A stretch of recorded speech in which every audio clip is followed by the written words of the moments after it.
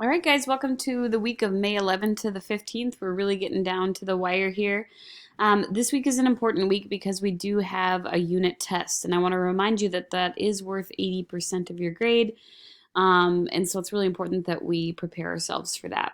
If you are falling behind on this unit's work, you're going to want to get those assignments done before taking the test.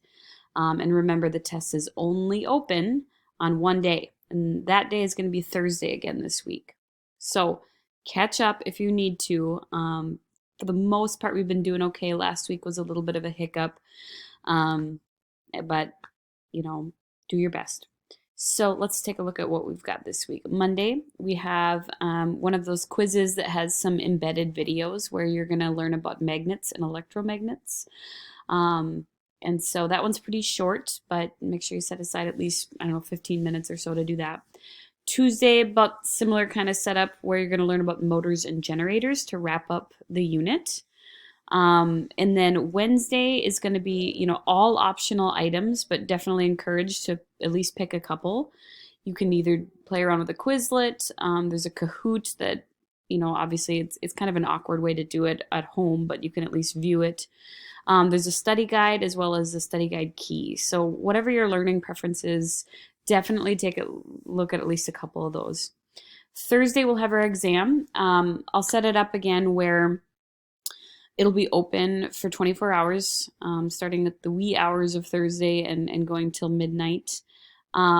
Around probably 4 or 5 p.m., I'll probably send out alerts to parents of students who haven't taken it yet. And that's not meaning that you're going to be penalized or anything. It's just an effective way I've found for kids not to forget to take it.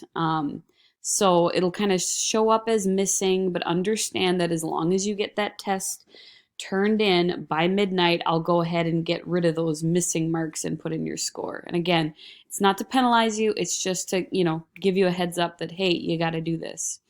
So Thursday's an important day. Friday is just catch up time for any missing work.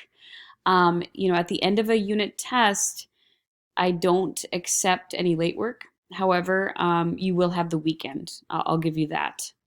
As usual, there will be a retest option.